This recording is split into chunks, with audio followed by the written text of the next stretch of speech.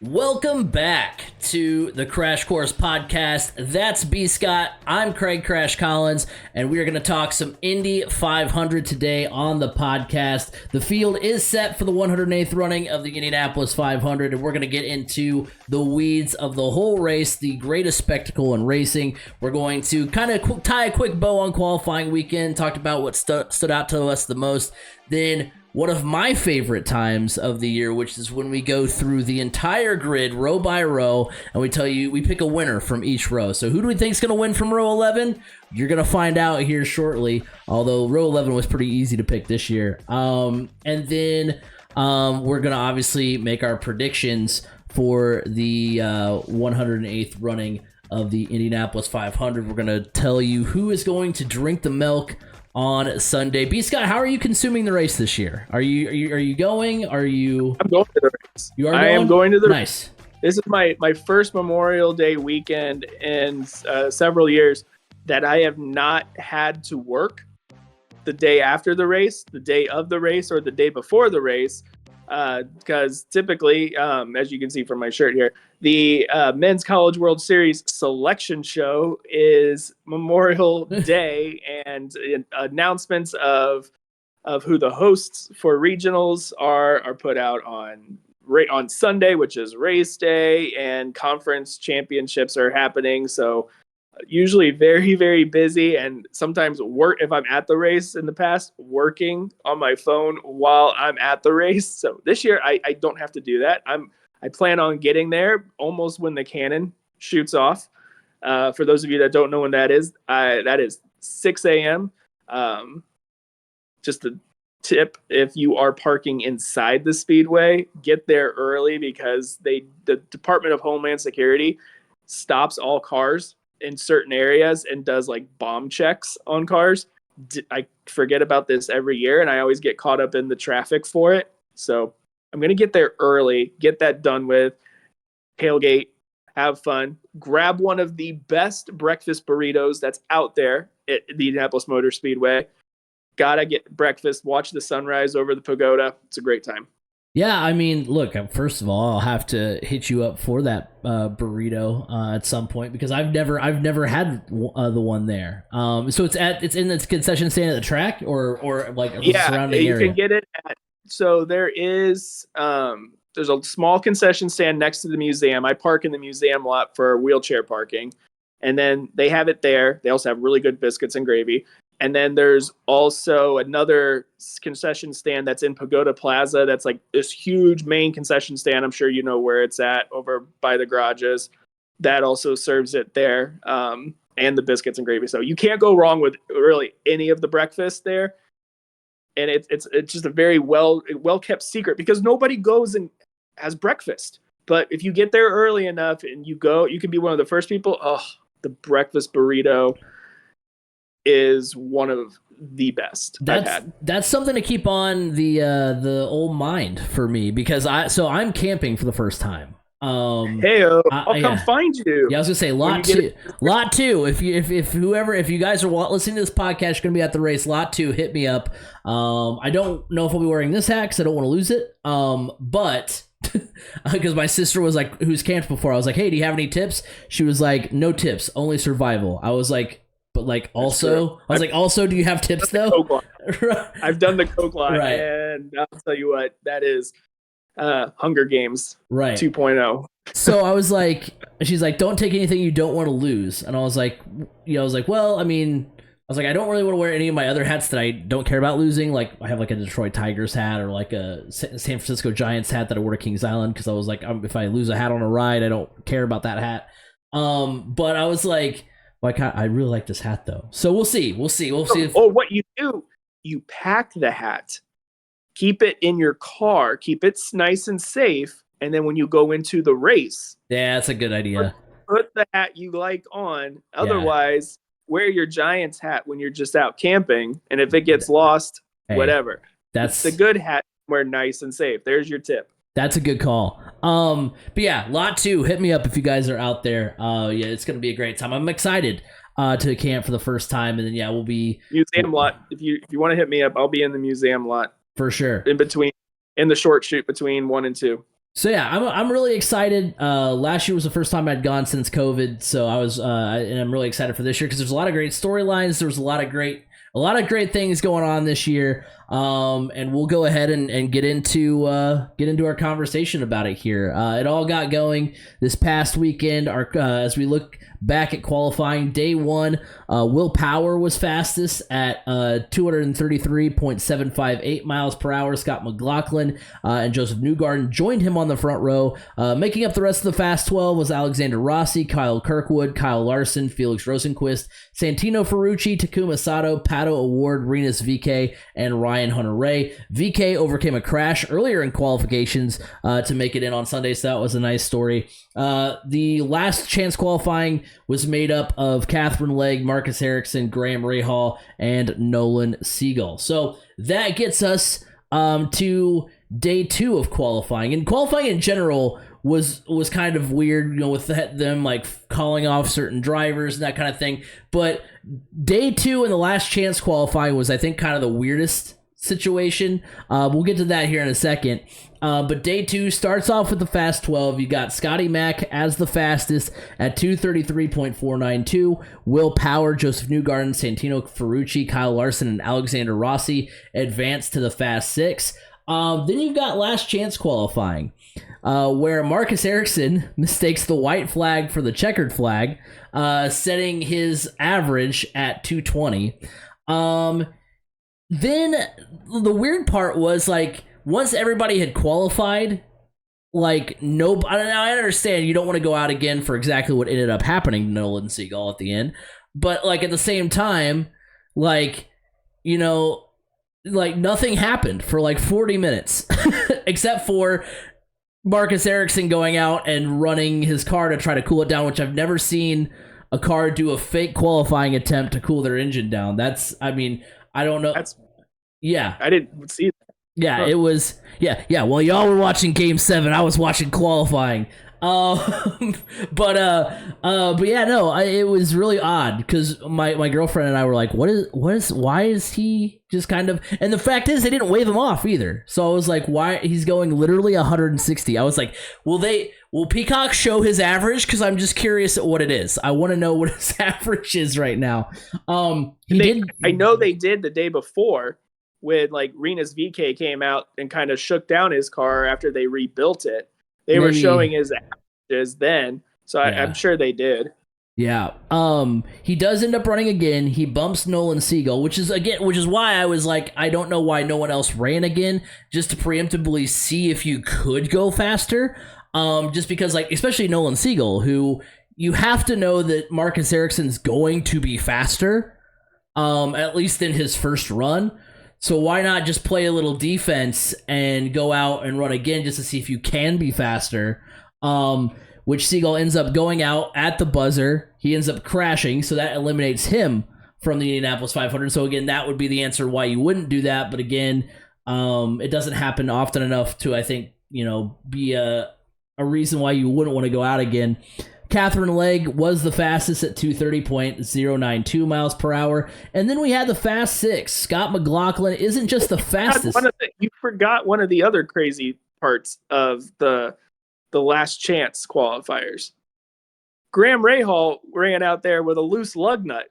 Almost lost a tire. I didn't know that. I didn't hear that. Oh, yeah. So, Graham Rahal's pit crew needs to have extra practice this year leading up to Sunday for putting your tires on tightly. This is a driver that has been knocked out of the race because a tire came off of his car. I was going to say, that was the whole reason he lost a few years ago, pretty much. Yeah, and the same thing. It was also the reason that Connor Daly ended up not having a chance to win, because that tire hit Connor Daly's the nose on his car. So yeah, Graham Rahal ran with a loose lug nut and almost lost a tire again. I wonder what would have happened if both Siegel and Rahal would have wrecked. Although Siegel had a time in already, so I guess it wouldn't have mattered. But I don't know. But that's still wild. For the Fast 6, Scott McLaughlin isn't just the fastest. He sets the fastest 4-lap average ever at 234.220. Penske sweeps the front row as Will Power and Joseph Newgarden were second and third. Alexander Rossi, Kyle Larson, Santino Ferrucci, they make up row 2. At a lap of 2:33.453, Kyle Larson does set the fastest one-lap speed ever by a rookie. So a lot of cool things happening on qualifying weekend. And so looking at kind of the surprises, what raised our eyebrows, as far as how high they qualified, I'm looking at Rinus VeeKay. This is the first time, which is kind of funny because this is the first time he hasn't been competing for the pole in the Fast Six in his short IndyCar career. But he was 14th in practice on Wednesday, 21st on Thursday, 15th on Fast Friday. He also crashes on his first attempt. So to go out and not just be fast, but to advance to the Fast 12 shows how much grit VeeKay and that team has. So I really liked what I saw there from Rinus VeeKay. Also really surprised as far as how poorly they did. I'm looking at the entire Chip Ganassi stable. That was really confusing. We talked about in our qualifying preview, we said over or under are more than 2 Ganassi car is going to be, in the Fast 12, in the Fast 6, on the first 3 rows. Or the front row. Right. Because we've seen multiple Ganassi cars on the front row. We've seen like 4 in the Fast 12 before. Alex Palou, last year's pole winner, was the highest qualifying Ganassi car at 14th. Marcus Armstrong and Kiflin Simpson qualified 16th and 18th. Scott Dixon all the way back in 21st. And Linus Lundqvist back in 27th. So, to have no cars competing for the pole this year after, because literally this is the 3rd year in a row we've seen the fastest qualifying run in Indy 500 history. We saw it with Dixon 2 years ago. We saw it with Palou last year. So for all of the Ganassi cars after those last 2 years to completely miss the Fast 12 and not really even come close, save for kind of Palou, is pretty shocking. Well, Honda was having issues. Palou, Dixon, and I believe Ray Hall as well, all did engine changes on Saturday morning. And if you listened to the Ganassi guys, it was preemptive. They were picking up on something in their computer systems that just they were not comfortable with. So they were preemptively making an engine change for these cars. So it's very uncharacteristic. And then, like you and I were talking off before we started recording, Mike Hall, the lead strategist for Scott Dixon, is being interviewed, and it's never a good sign when you get that vote of confidence from the person in charge. And he's like, well, first off, I want to just say how happy we are, our partnership with Honda, how great it is. And it's like, ooh, that's not good. That's never a good thing. Like, code word for it's bad. Like, we are not happy with Honda right now. That's basically what he was saying. I mean, obviously there's not going to be any relationship changes or anything there, but it was just very telling of what they thought about the engine that Honda had provided. For me, I mean, yes, Ganassi is a big shocker for how bad they qualified, because like you said, we were talking about over under 2.5 Ganassi cars on the front row. And here we have Penske sweeping the front row for the first time since 1988. And that's a team that's usually not, in recent years, very high-end qualifying. They're not the best qualifiers. They focus more on race day. But I think they have race day speed as well, as we've seen from practice times.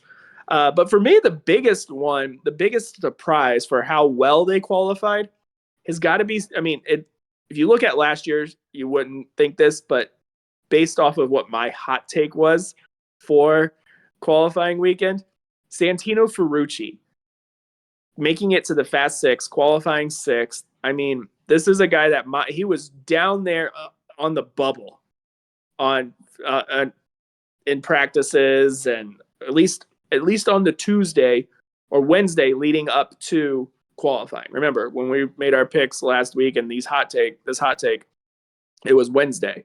So at that time he was way down. He was on the bubble of getting bumped. And my hot take was a rookie or a track favorite like Santino Ferrucci will not make the race. Well, I was right about a rookie. but boy, was I wrong about Santino Ferrucci. He really showed up in a big way. So he was probably my biggest surprise based off of what I saw early last week and what my hot take was. And it's great to see that too, because Foyt isn't really a team we see. I mean, they've had success at the 500, but we don't like. It was a surprise last year when he and Benjamin Peterson were both killing it last year, and for him to double up and have a good run again this year is pretty awesome. You mentioned your hot take last week. You can look at this as an atonement for that for me, because I said Arrow McLaren car would not make it, and I think the lowest Arrow McLaren was 15th. And so that's the driver that just stepped into the car right. like a week ago. Which is why he when I was kind of thinking about like who's on your radar that wasn't on your radar before qualifying, that's where I'm going with it. Callum Ilott. Because like I said, maybe it isn't surprising that Ilott qualified 15th because that's where he's been a lot in practice. But the fact that he's run 2 500s before, qualifying 19th and 27th, and I understand that was with Hunko Hollinger. He's got better equipment with McLaren, but also he hasn't run since St. Pete. That was the last time he was in the car at any large capacity when he stepped in for race 1 for David Malukas. It's been Teddy Porkchops ever since then. Because I thought there was a chance Teddy Porkchops would be in the 500 because it had been so long since Ilott had a ride. So for him to come in and qualify in the top half, especially when we do the grid preview here in a minute, you see some of the names that are in the bottom half. I think that's pretty impressive. So Callum Ilott, do I think he's going to win? No. But I think he's definitely on my radars. Like I think he could have a strong run. And I wasn't thinking that prior to qualifying. Yeah, I agree 100% here. He does stand out the most to me as somebody that is surprising and, but because of the team he's with and just how good of a run he could potentially have, that is kind of like a great little secret weapon to have for Arrow McLaren. If you think about it, he could be somebody that is up there. He's running with the lead pack. He's running with close to the top 10. Fuel strategy comes into play, and he could be one of those guys like, hey, look, I'm not going to contend for this win, but I can contend for a top 10, top 15, and then get some marching orders maybe to slow down somebody behind him a little bit. You never know, but Callum Ilott, good for him stepping in there. For me, though, the guy that has opened my eyes that I wasn't really on the radar for is just as a team in general, I will say Ed Carpenter Racing. Renus VK has been a no-show pretty much all season. Same thing, just all of ECR. And then the wreck happens, and it's like, oh, yep, there we go. That's kind of what we anticipated. And then he comes out, like you said, and got that car fixed and then put that thing into the top 12. That an amazing run. And then Ed Carpenter was just on the outside of the top 12, solid for him. So I wasn't really looking much from that team going into qualifying and coming out of qualifying. I'm like, oh, okay, maybe they're getting a little bit of that in that IMS magic back that we've seen them have in the past. And we'll see if that translates over to race day or not. Yeah, because I remember we had talked about that was kind of their claim to fame was how well they would be at the 500. And they hadn't had that in recent years. So I was like, okay, where are they? Because that was like the one race they got up for every year, and it wasn't happening. So yeah, you're absolutely right. Like I was surprised with not just VK but also Ed Carpenter. So that was really good to see there.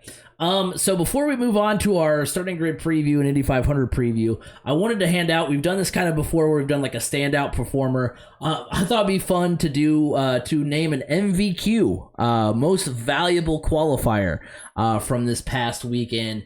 And of course, we decided to do this after, so there's an obvious choice. I try to stay away from doing things that are like an obvious choice just because I'm like, well, I like to, have the conversation and the debate, but I don't think there's much of a debate here that the most valuable qualifier from this past weekend should go to Scott McLaughlin. Because when you set the fastest pull speed in Indy 500 history, it's not hard to keep it away from him. It's easy to just hand him that reward. He's qualified 17th, 26th, and 14th previously, not even sniffing the front row at Indy. And it's not just he went out and had a really good run. It wasn't like he was, sixth on Saturday, and then in the fast 12 he was fourth, and then he went out and had a good run and sat on pole. Like, he was on the front row on Saturday. He was on the pole in round one, the fast 12, and then he, of course, got the pole in the fast 6. So he was consistently fast and was fast in practice leading up to that. So Scott McLaughlin is the MVQ, the most valuable qualifier from this past weekend. So for me, my MVQ actually is going to go to Alexander Rossi. Look, we all talked about Arrow McLaren needing to have a solid month, and especially Alexander Rossi to get that mojo back in. All he's done is gone out and put out top 5 performances, whether it be in the Grand Prix or qualifying or whatever. Alexander Rossi is having quite a month, and it continued on into qualifying, and I really do expect it to carry on into race day as well. But, he went out, paced the way for all of that team, and he's been the closest to knocking on that door with the Penske drivers. He's been the most consistent outside of them. Yeah, no, I'm with you there. I was very impressed with what Rossi was able to do, because I mean, we thought it might happen with Larson. Award, which is actually the worst of those three, which was right, because he's typically pretty solid in qualifying. But yeah, Rossi can be hit and miss. So the fact that he had a good run, and yeah, I thought he might have a shot at the pole before. Then I was like, well, then the Penske guys went out there and all knocked him off. But I was like, kind of in, as much as I thought it was going to be cool to have a Penske sweep, I was kind of hoping that at least one would miss just so Rossi could be on the front row. Because he had such a great qualifying weekend. All right, so as we shift gears to our Indy 500 preview, we now set our sights at one of my favorite segments of the year, which is our Indianapolis 500 starting grid preview. If you're unfamiliar, what we do is we pick a winner from each row. So we go through row 11, I tell you who's on that row, we pick who we think from that row could potentially win the race. So we'll start with row 11. We'll go back and forth until we get to row 1. And it's just kind of an interesting mental exercise to go through, because it's not like you're picking from the entire field. You're just like, who of these 3 drivers that qualified in row 10, who do I think could win from that row? So starting, of course, with row 11. On the outside, starting 33rd, you have Graham Rahal. In the middle, you have Marcus Ericsson starting 32nd. And on the inside, you have Catherine Legg, who is starting 31st. And I mentioned it in the intro, the first part of the podcast here, that row 11 is actually a little bit easier, because when you have a former winner in Marcus Ericsson, that's kind of where I default to. It's kind of a cheat code having a former winner on the last row. Not only was he the 2022 champ, but he was also runner-up last year. I kind of wanted to go Catherine Legg here just because, I just think that would be fun. But Ericsson's just too good not to take, so long as he keeps his foot on the gas and doesn't pull a J.R. Hildebrand on the final lap of the race. Yeah, I got to go with Marcus Ericsson there as well, just because I don't trust Graham Rahal's pit crew to keep the tires on that thing. But it is kind of surprising, Ericsson running Andretti power, for him to be all the way back there, and some of the other Andretti drivers to have to do well is a little bit of a surprise. So, yeah, Marcus Ericsson from row 11 for me as well. Yeah, I mean, look, of those, we had Ericsson, who didn't keep his foot on the gas on the last lap. You have Graham Rahal's pit crew not tightening the tires. Catherine Legg stayed in the gas when she hit the wall off of 4 in qualifying. So, I mean, of those 3 drivers, that's who I trust, keeping her foot in the gas and crossing the finish line. Row 10, on the outside, starting 30th, you've got Pietro Fittipaldi. In the middle, you've got Connor Daly. And then on the inside, you've got Christian Lundgaard.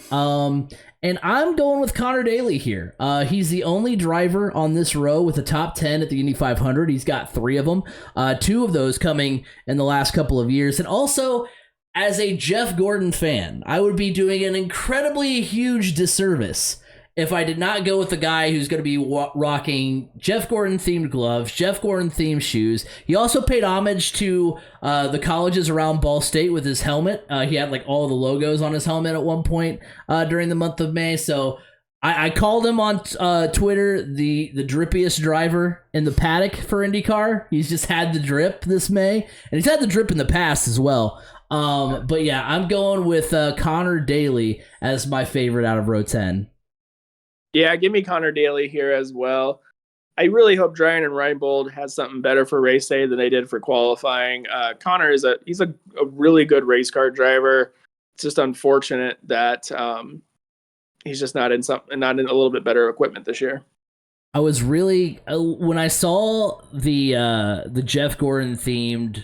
I keep wanting to say cleats. They're not cleats. The shoes and right, yeah, the shoes and the gloves. I was like, man, if he could have pulled out a livery like that, I can't remember what a sponsor is, but I was like, I'm not sure. How married to those colors are you, the brand that sponsors Connor Daly's car? Because I would have loved to see like a rainbow scheme or a flame theme. I saw when I was kind of just piecing through when I was trying to find pictures for the throwback video that we did, like about a possible throwback weekend for IndyCar. Check that out. It's getting a lot of views. Thank you guys for the support on that one. One of the cars I found was someone who in iRacing who had created like a Jeff Gordon Indy car. And so like when I saw those like with the flames, and so when I saw the cleats, I actually did it this time. The shoes and the gloves for Connor Daly. I was like, man, if his livery could be something similar to that, I would love it. Hey, look, idea for next year, Connor Daly's crew. Yeah, but at the same time, you know who is at the track sitting in a pit box?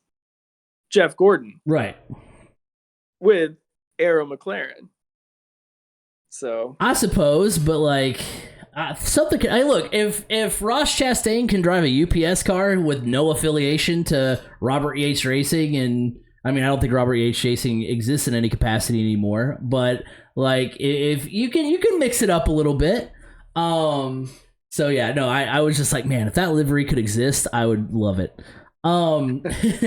In row, I'm gonna skip to row 9. In row 9, I was on row 8 in my on my rundown here. Row 9 on the outside in 27th, you've got Linus Lundqvist. In the middle, in 26th, you've got Romain Grosjean.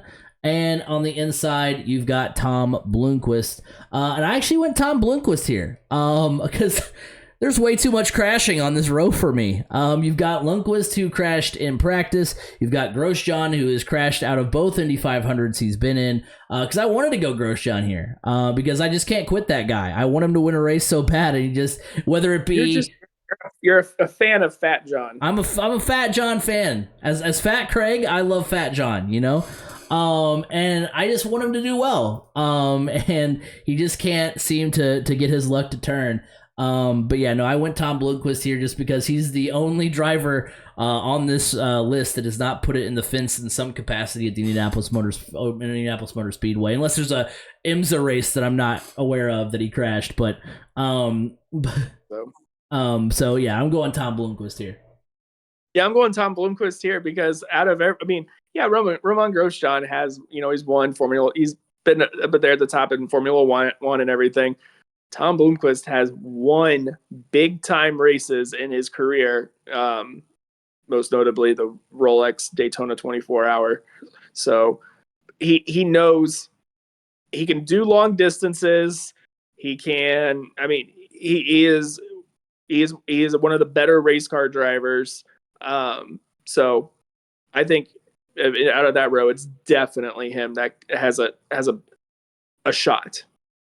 In row 8, on the outside, you've got Christian Rasmussen. In the middle, you've got Stingray Robb. And on the inside, it's Augustine Canapino. And I went Christian Rasmussen here. He was the fastest rookie in Monday's practice session. He was running 6th. He qualified 24th, but he was en route to improving on that time until his second qualifying attempt was waved off at one of the more peculiar moments of Saturday's qualifying. I think Rasmussen could have a good run. Stingray Robb crashed last year, and I don't have a ton of faith in Canapino. So it's kind of Rasmussen by default, but it's also Rasmussen because he has been strong as of late here at Indy. I got to go different than you at some point. I love all your points on Christian Rasmussen, but for this row, just so much unknown and so little experience. I'm going to go Stingray Rob just because I would love to see the name of Stingray Rob in victory lane for the Indy 500. I mean, that'd be awesome. That would be, just because of how he's run in his short IndyCar career, that would be just the biggest, like, mind, you know what, if, you're standing there, after, 3 or 4 o'clock on Sunday being like, Stingray Rob just won the Indy 500. That's the kind of the way I felt after Alexander Rossi. I was thinking the same thing. Won the 100. Like, who? Because you were like, it's the 100th. It's got to be like Dixon or Elio, or I don't know. It was Franchitti wasn't still running then, but I was like, it was somebody, some big name, and then it was rookie that coasted to the victory, and you're like, I feel robbed. Right, you're like, okay. I mean, can I demand a refund on my ticket? What do I do? No, I that's great that you said that, because I was thinking the same thing. I was like, yeah, 100th Indy 500. Who's it gonna be? And it's like, who's Alexander Rossi? Now, thankfully, he's not. I mean, not necessarily thankfully, because he still won it. It's no matter how he did after that. But he's built. He was a name before. He built himself into more of a name after that point. But it was like, I don't know how to feel about this right now. Yeah. Row 7. Speaking of Scott Dixon and the names that you know about, row 7. This is a tough row because, right, this is the row, I think, kind of like we had last year, only it's further back as far as just having so much Indy 500 experience. I think Tony Donahue was saying on X that this is either the first or second most experienced row in. Ended up being the second. Somebody mentioned one to him, and he was like, "Oh, I completely forgot about 1991." I think is what it was. Or yeah, that had Mears, Foyt, and I forget who else it was, but it was like a crazy amount of experience on that row. In row 7, you've got Scott Dixon on the outside, who is the lap leader for the Indy 500. He's a winner as well. You've got Elio Castroneves, who has won 4 Indy 500s. And then you've got Marco Andretti, who was, just a few hundred feet from winning one himself in 2006. And it's tough to pick on this row, obviously. There's so much Indy 500 experience and success on this row. Scott Dixon hasn't had the best luck in pursuit of his second Indy 500 win. But what it comes down to for me is you're either picking someone to win their 5th in Elio, which hasn't happened, or you're picking Andretti to win, and Andretti hasn't won at the Indy 500 since 1969. So it's either something that hasn't happened, in 55 years, or something that's never happened. So you know what? Dixon's luck has to turn at some point at Indy. So I went with Scott Dixon here. I think he's the most likely to win from row 7. Yeah, I know. I think they figured out their engine issues, and he's performing better. I'm going to go with Elio. I mean, it's Indy. Indy and Elio just kind of go hand in hand with each other, and I wouldn't be surprised to see him up there at the end battling for the win. I don't think many people would be all that surprised. So yeah, give me Elio from this row. And I mean, how cool would that be though to see absolute history? Yeah, just a few years apart. Absolute history. Nobody's ever done it before. And if there's somebody that if they did it, it would be one of the best things ever for the sport, it's Elio. Oh, for sure. I agree 100% on that one. I want that. That there's a lot of things I would love to see this weekend, and that's definitely high on the list. Now row 6, if you guys have ever watched our sectional previews for high school football or basketball, there's some as we go through those where especially with basketball, it's just easy to pick because we're like, yeah, that's the only above 500 team in that sectional, so let's just say who we think that is, and we're going to move on from there. That's how I feel about row 6. Because in this row you have on the outside Kiffin Simpson. In the middle, you have Ed Carpenter, And on the inside, you have Marcus Armstrong. Now, the reason I say that is because he's the Ed Carpenter is the only non-rookie on this row. So you have Kiffin Simpson, who is a rookie, and you have Marcus Armstrong, who was a rookie last year, but is finally on the oval. So neither of those two drivers have ever run the Indy 500.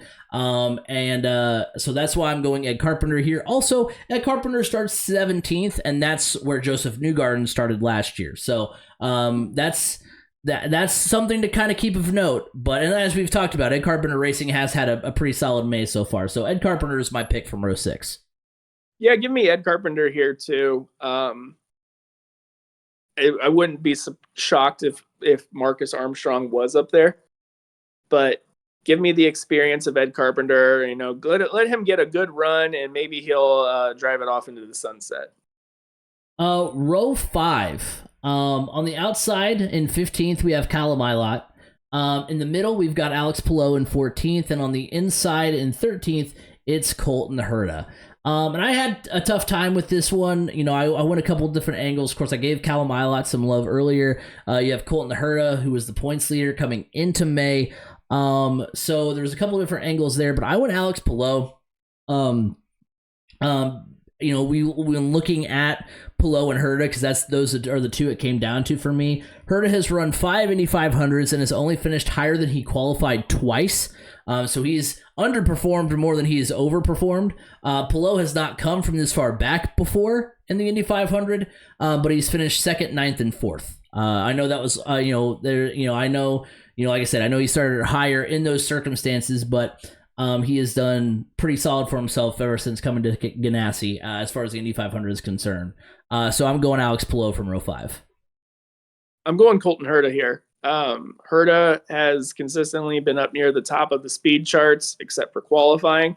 So I think he's got something. His car is better set for race day conditions and whatnot. So I'm going with Colton Herta, and honestly, I believe Colton Herta will be up in the front before too long. We now enter the top 12, the fast 12, as we go into row 4 here. On the outside, you've got Ryan Hunter-Reay. In the middle, you've got Kyle Kirkwood, and on the inside, you have Takuma Sato. Now, a lot of debating on this row. You've got a former winner in Hunter-Reay. You've got a former winner in Takuma Sato. You have Kyle Kirkwood, who I had in the championship tier at the beginning of the year. He hasn't really done much to back that up, but could this be a breakout for Kirkwood? So it was really hard to decide between Hunter-Reay and Sato, but I go with Sato because he's not just because he's a two-time champ. But he's won both since RHR won his. So Ryan Hunter-Reay won in 2014. Sato has won in 17 and 20. So he's won his 2 since Ryan Hunter-Reay has won his. And the second point from that is that Takuma Sato has done it with 2 different teams. And he's done it with a team that is not one of those like top tier teams in the sport. Sato has not just won with Andretti, but he also has won with Rahal Letterman, who he's with this year. Whereas Ryan Hunter-Reay has not only not won in a decade, he's not won since he's left Andretti, which, he only left Andretti a couple of years ago, but still, he has not, performed at that high level since then. So I'm going with Takuma Sato here. Give me Ryan Hunter-Reay here. He's got the experience. He's having a really good month, kind of an unexpectedly good month. And I think that momentum carries on into this weekend. It is very possible. Obviously the higher we get on this list, it's going to be harder. Right. So yeah, no, I completely, those are, it was tough to pick between Sato and Ryan Hunter-Reay because they both have had pretty solid Mays so far. Row number 3, we're in the top 10 now. On the outside, you have Felix Rosenqvist. In the middle, you've got Pato O'Ward, and on the inside, you've got Renus VK. And I went with Pato O'Ward. He's the only one on this row that has consistently run well on race day. He was 6th in 2020. He was 4th in 2021, 2nd in 2022, and he was battling up front last year before, pushing it maybe a little bit too far against Marcus Ericsson and ending up hitting the wall, and he ends up finishing 24th. So he's run well every single year. He's been at the 500. And then between VK and Rosenquist, they've all been hit or miss on race day. Rosenquist, his finishes are all not very spectacular. And then with VK, he either finishes in the top 10 or he's like in the, outside the top 30. So, it's just not as consistent for those two, which is why I went with Pato O'Ward. Plus McLaren has been amazing this month. So, yeah, I'm going with Pato O'Ward here too. He seems to figure it out come race day, and he's not typically up there in the front for qualifying, but race day, he's up there battling, and I will not be surprised if I could honestly see this turning into a Penske versus Arrow McLaren race. I wouldn't be surprised at all. Yeah, and it'd be fun to watch too. I'd be excited to see that.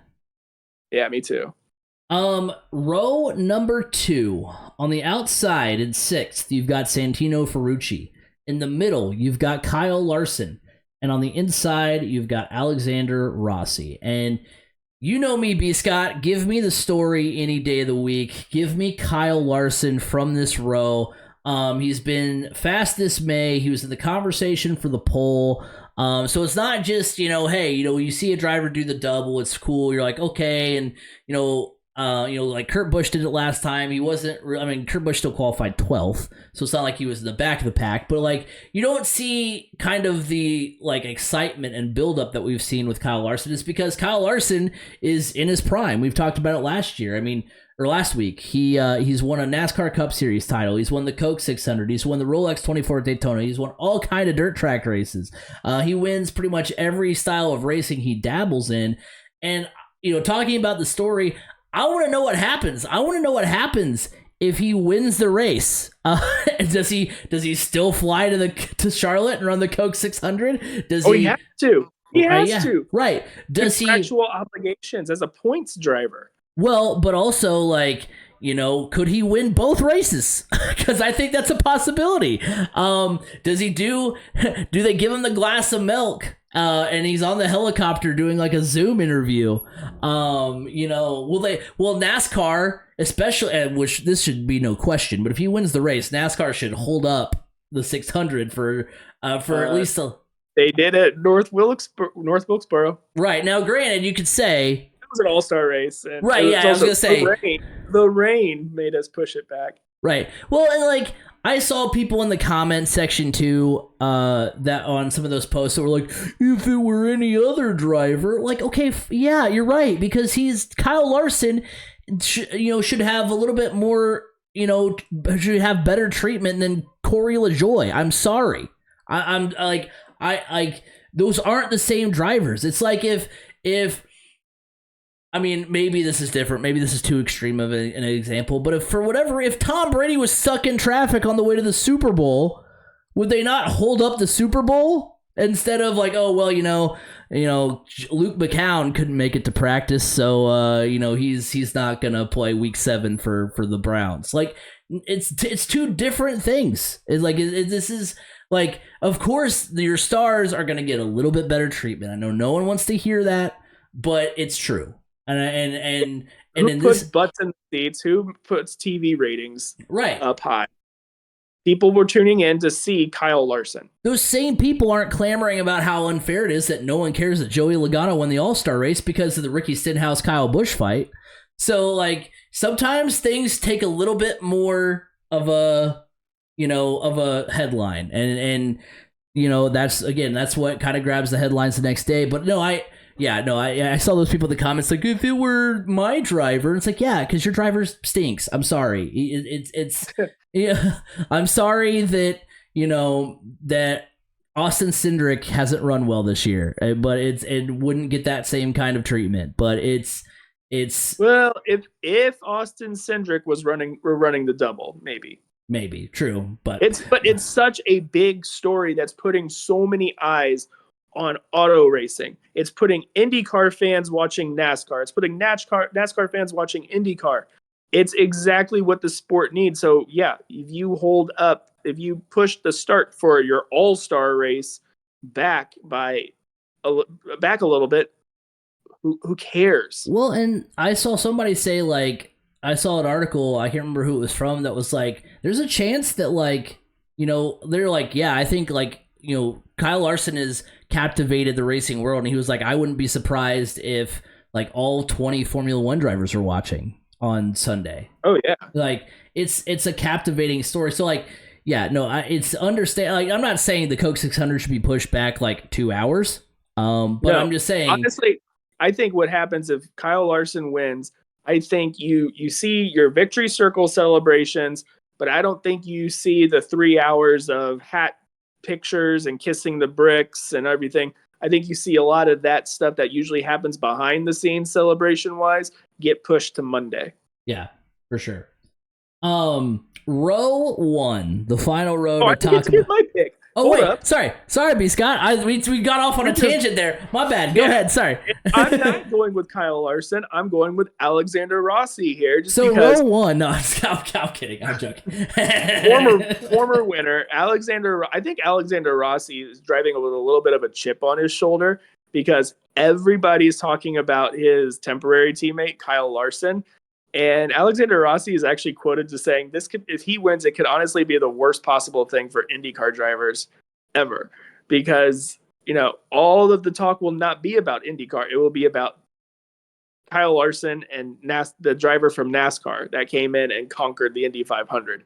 So I think Alexander Rossi is driving with a little bit of a chip on his shoulder, and I think that could propel him to the victory come Sunday.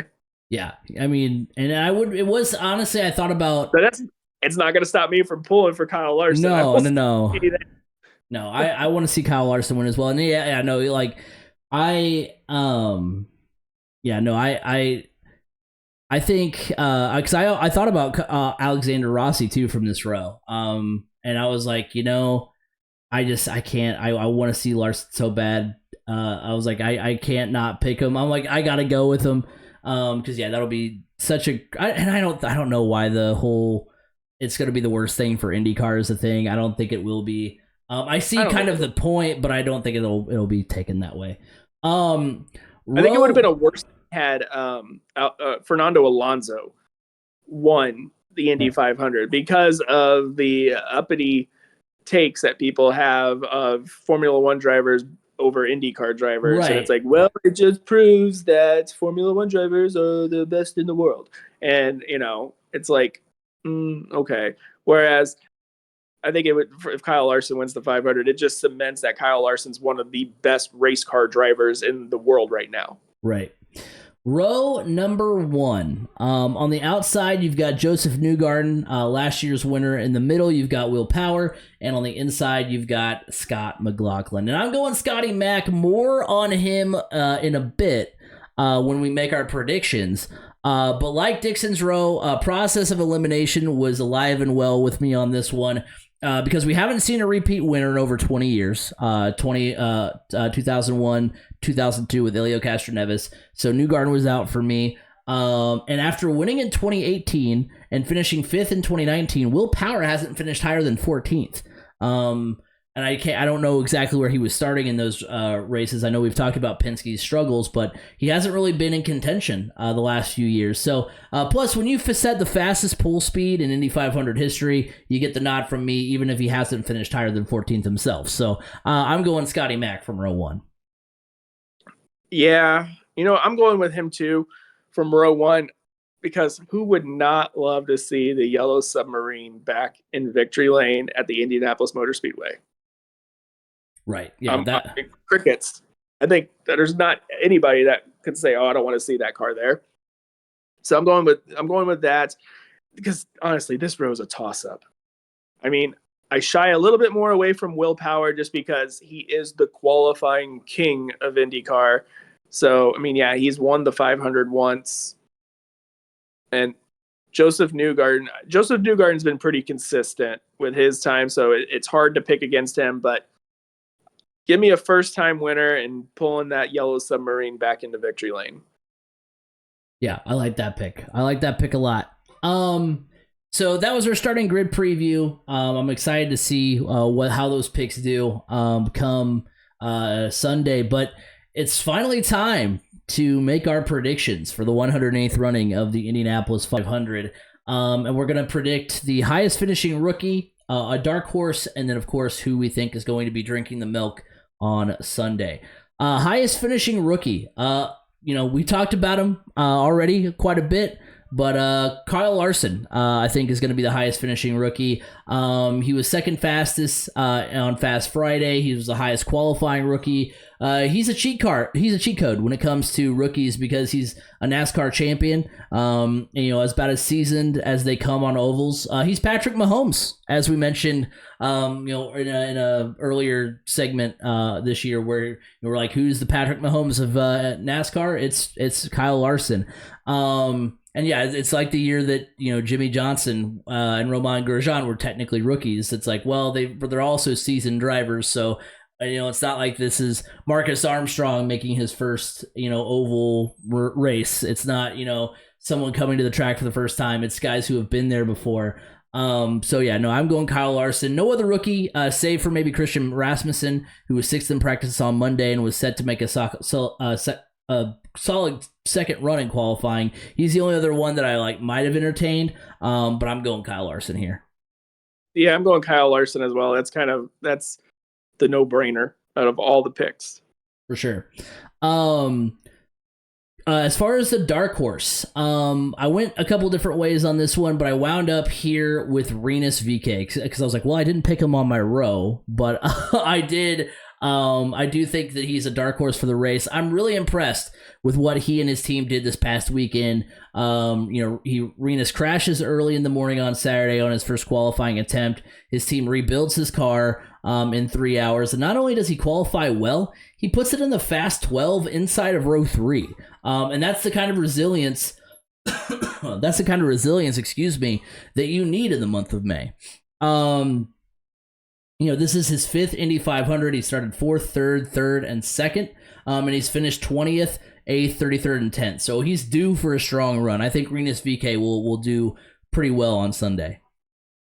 I don't know how much of a dark horse this guy can be considered, but my dark horse to win is Colton Herta.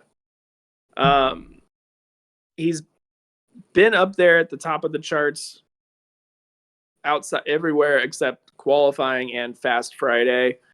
I don't know. Points leader, I feel like he could get up there and really get racy with the top cars right now and pull it off and come home with the trophy, come home pouring the milk Sunday afternoon. So yeah, give me Colton Herta as my dark horse. Yeah, I think that's a great dark horse pick because, even with him being the points leader coming into May, I don't think when you look at, Indy 500 contenders, he's not one of the top people on the list. I think because he gained the points lead from the whole Penske scandal, I think no one, that's what we talked about in the May preview, should he be taken seriously? Because, he kind of got the points lead that way, and he's not, he's still not won a race this year. It's not like he's been battling for a win at any point. He was close at Long Beach, but that was about it. But yeah, no, I think that's a good dark horse pick because if there's any time to prove hey, look, I'm here, I'm ready to battle for a potential title, this would be the race. Yeah. Now B Scott, as I'm about to pick my winner for the Indy 500, I know that you listen to me, do the first two picks here, and you're like, well, Craig, every year for the last few years, you've come up with some, harebrained scheme to pick something, whether it be the highest qualifying rookie. Typically, it's a dark horse because the winner that I pick, or the winner from the whole algorithm and math equation I do, comes up as like, oh, that driver, there's no really reason to think of him other than this weird trend thing that I went on. But this year, I think the trend could actually pay off. So 8 Indianapolis 500s have been run on May 26th. The date of this year's greatest spectacle in racing. 4 of those have been won by Team Penske. 3 May 26 Indy 500s were won by car number 3. That's Scott McLaughlin. That's Scott McLaughlin's number. This year's front row was a Team Penske sweep. The only other time that happened was 1988. Rick Mears won the race from the pole in the Yellow Submarine, which is what Scotty Mack will be driving on Sunday. McLaughlin's fire suit also is a throwback to Rick Mears. I don't know if it's that year or not, but I don't think it is. But it's still a throwback to Rick Mears. Penske has also won consecutive 500s 5 times, the most recent coming in 2018-2019. The second win in that set of 500s, so, Willpower won in 2018, Simon Pagenaud won in 2019. The 2019 Indy 500 was won, you guessed it, on May 26th. So you've got Penske winning on May 26th in all sorts of ways. You've got the Yellow Submarine winning on May 20 from a Penske front row sweep. And also, the only other time that I've done this and gotten it right was Austin Cindric for the 2022 Daytona 500, and he drove for Penske. So, I mean, it's all kind of lining up here. So congratulations, Scott McLaughlin. You are the winner of the 108th Indianapolis 500. Oh, Austin Cindric drove a car whose number was a multiple of 3. He was in 2. Oh, he was? I thought he was 12. Never mind. I knew there was a 2. Wait, was he? Was he? No, Ryan Blaney's 12. Never mind. I was like, wait, where are you? Never mind. Yeah. I thought I was. You were helping. I thought I was digging deeper down the rabbit hole for you. I was letting you put on that tinfoil hat for a minute. Yeah, I like that pick of Scott McLaughlin here. I could have just said he was the fastest all freaking week, and that would have been easier. But I had to go down my rabbit hole. Yeah, I want to make that pick too, but just to be kind of different, I've mentioned this driver's name a lot throughout this episode, and I think he finds his way back to victory lane here, and that's Alexander Rossi. Like I said, he's driving right now. It seems like with a chip on his shoulder. He seems like he's on a bit of a mission, and he's just kind of going about his business, doing what he needs to do and getting it done. And I think come Sunday, he's going to be right there at the end. And I don't know. I just have a gut feeling that we're going to see Alexander Rossi becoming a 2-time Indy 500 champion. Maybe he could, because McLaren has been good all month. So I think that is of course, none of us pick Kyle Larson. No. So what that means, Kyle Larson is your 2024 Indy 500. Look, I want to know. I want to know all the answers to our questions, which is what's the celebration look like, and can he win the Coke 600? Because I think the answer to that second question might just be yes. So. It'll be really interesting to watch. But that will do it for this week's edition of the Crash Course Podcast. Thank you guys all for hanging out. Remember, you can like us on Facebook, 3C Media. Go over to the YouTube channel if you haven't already. Go subscribe, ring the bell. Also, check out our TikTok as well, 3C Media. The YouTube channel, you guys have been killing it with the Indy 500 content we've been putting out. So thank you guys all for your support there. Over on X, follow us at 3C Media Sports. And remember, you can listen to the podcast every week on Apple Podcasts, Spotify, wherever podcasts can be heard. You can hear the Crash Course Podcast. You can find me at Crash Course FM on Twitter. B. Scott, where can they find you? You can find me on Twitter at Brandon_Scott87. Well, of course, next week we will be recapping the Indianapolis 500. It'll probably be most definitely will be a later in the week release just because we'll have Memorial Day and all of that. So look forward to talking about the Indy 500. Can't wait to see what happens. And again, if you guys are around, hit us up, say hello, and we will see you guys on the next episode. Enjoy the Indy 500, everybody.